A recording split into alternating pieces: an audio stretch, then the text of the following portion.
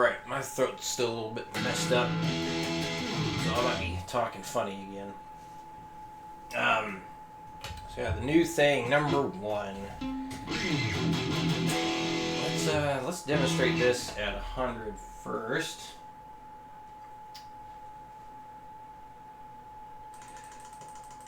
Whoops, went too far. I'll check here.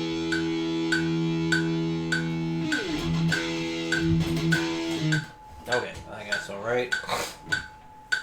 So here we go. Half the speed of the full thing.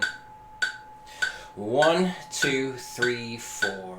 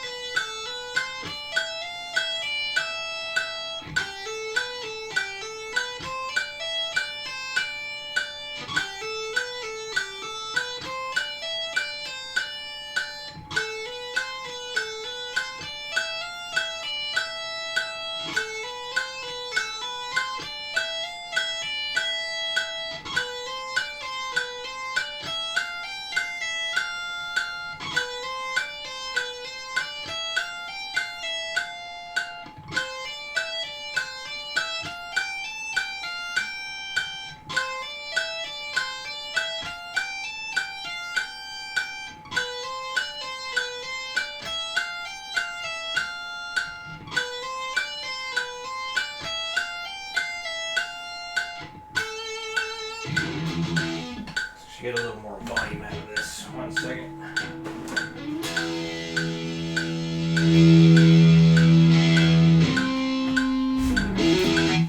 There we go.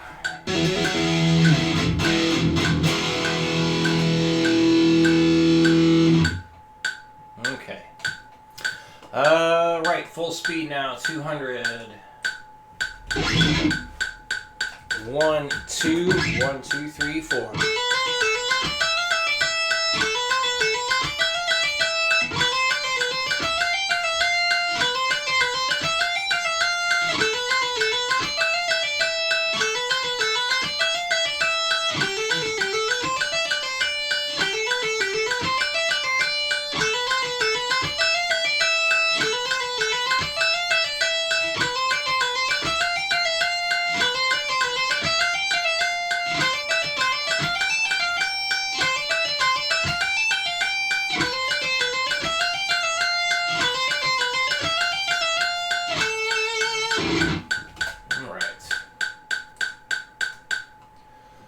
Number 2. Here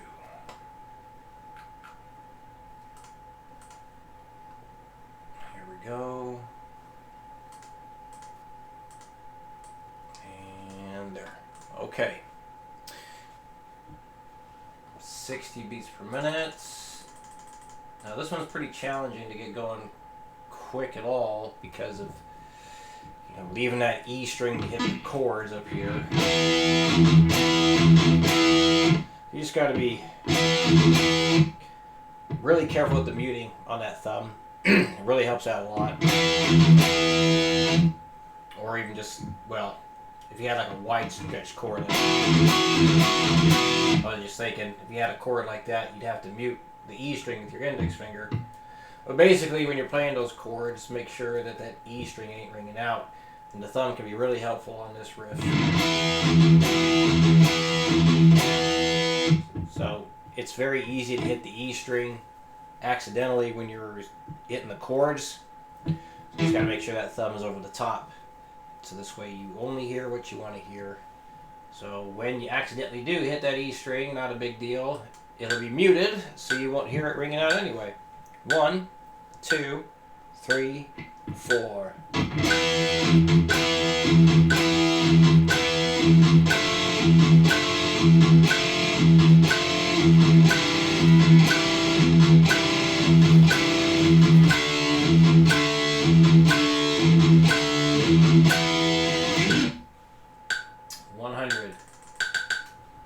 1, 2, 3, 4.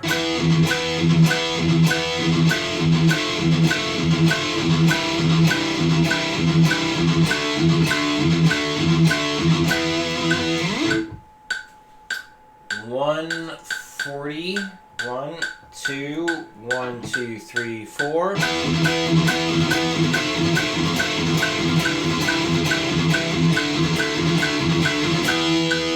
that again. 1, 2, 1, 2, 3, 4.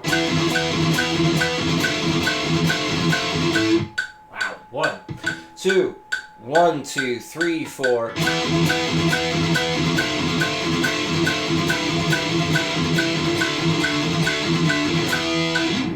Give 180 a try. This will be a pain in the butt. 1, 2, 1, 2, 3, 4.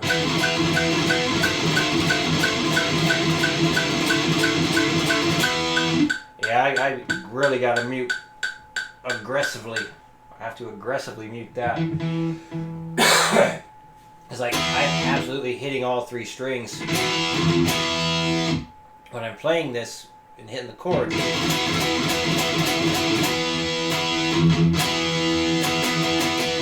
Because this is just too fast for me to avoid hitting that E string.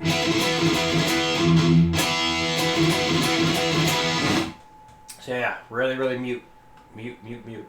Let's go, let's try the repeats at 160. 1, 2, 1, 2, 3, 4.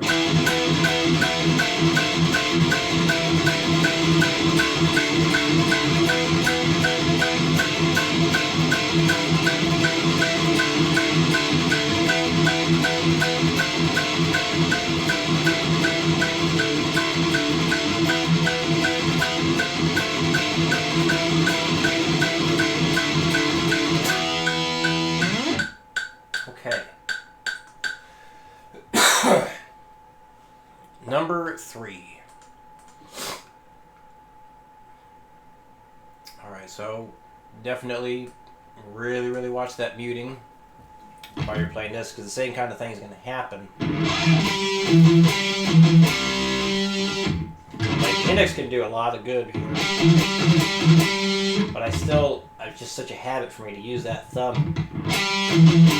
So obviously when you're fretting the E string, your thumb's got to get out of the way. Well, actually it kind of doesn't.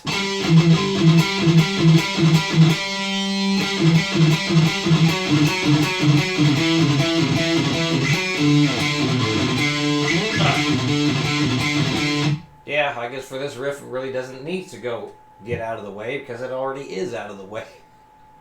Because look. The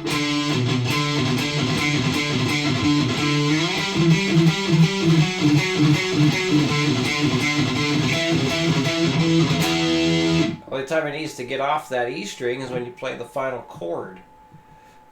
And the reason why, so when you're fretting, whatever you're fretting with is already past your thumb anyway. So your thumb's behind the note you're playing. So you don't have to take your thumb off for this. You can just leave it down the whole time and you're okay. Alright, let's go back down to 60. And here we go. 1, 2, 3, 4.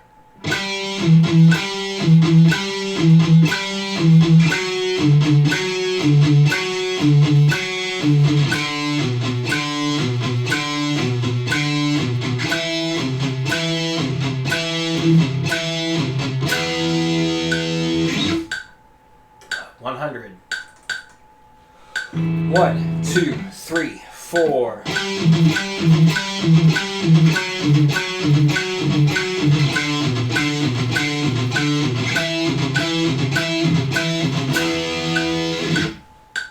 $140. 1, 2, 1, 2, 3, 4.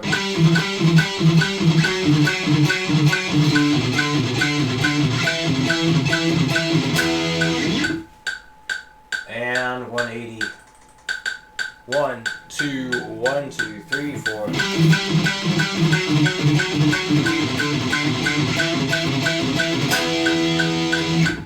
I'm gonna go back to 160, try the repeats there. 1, 2, 1, 2, 3, 4.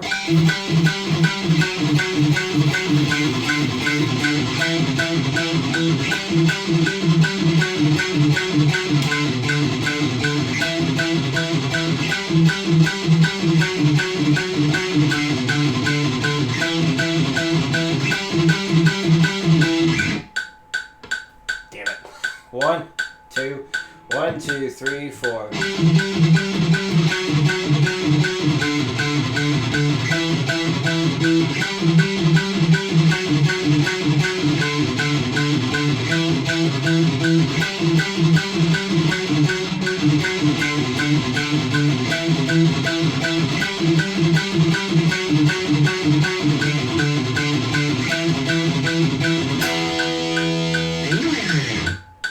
Okay. So, yeah. Really need to make a good detailed video about practicing guitar solos, but I could have sworn we started talking about some of that yesterday, because talking about improvisation, kind of having a hard time with it. You sent me that prog rock track, right? Let me pull that up real quick. Ooh, man. I got like, this is definitely a sinus thing too. I got all this pressure in my ear building up. Blech. Alright.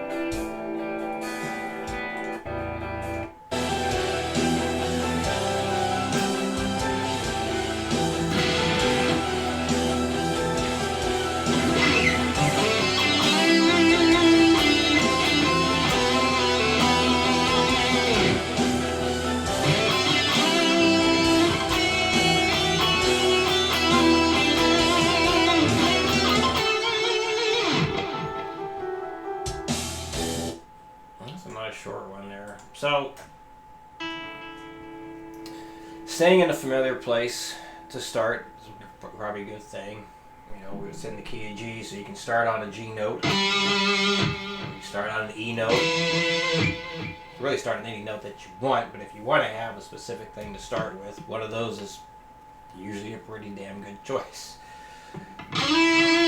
So, the way I think of it is you got your starting point, and then you venture off away from that, and then you find a place to hang out for a second, and then you venture off to another place. So it's basically you kind of find all these little homes. You start at one place, then you find another home to rest at, and then you rest at another home. There's all these little journeys from one space or one place to the next, and allowing lots of space in between notes sometimes is a fantastic idea. Obviously, you don't want to have too much space. You don't want to just that forever and ever and ever and ever and ever. And then at the very end, so just do that. That's too much.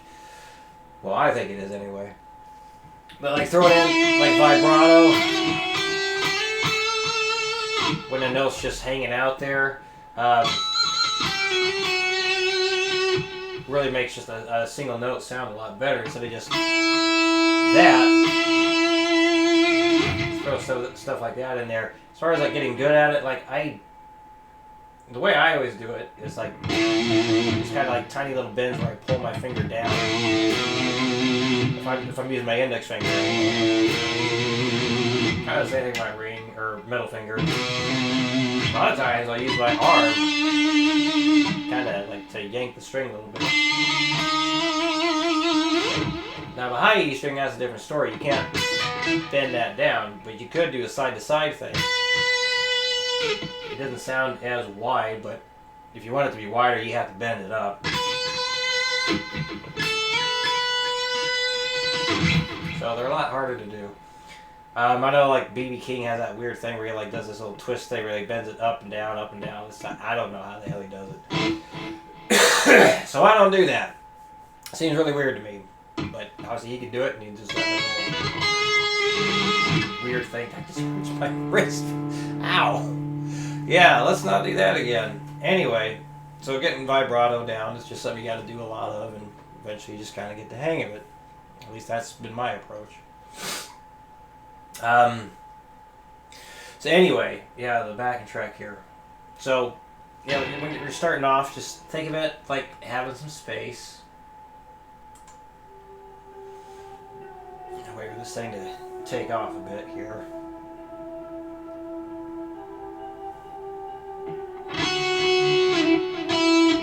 Starting off with a G, F sharp, E.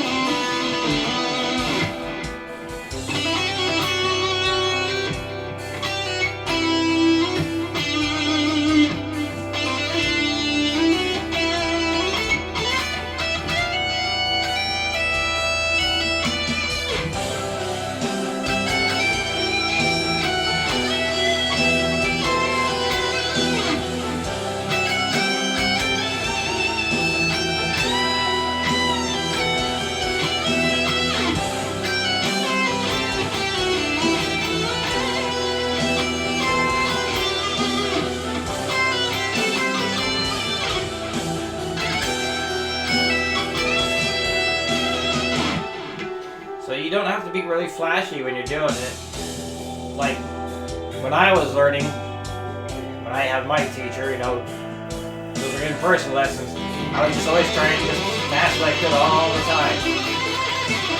He's always telling me, slow it down. He taught me how to play fast, but he was also like, taught me, or tried to teach me the importance of putting space in there, trying to make memorable hooks.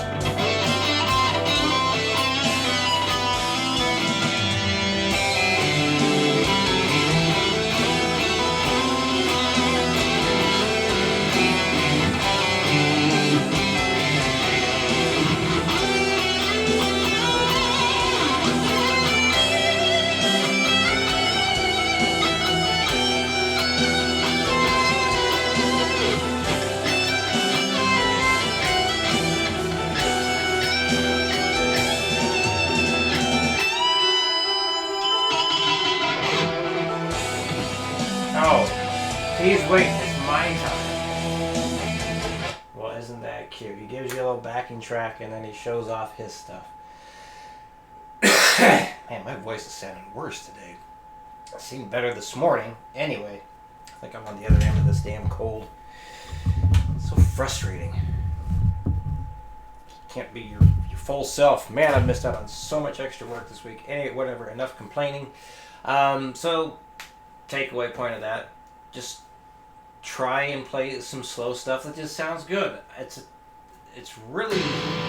tough thing to teach, but I want to make a big video, like, so everyone I work with who's like ready for improv stuff can benefit from that, because sometimes I have a hard time keeping track of everything, and also, you know, I basically go talk about it for a long time.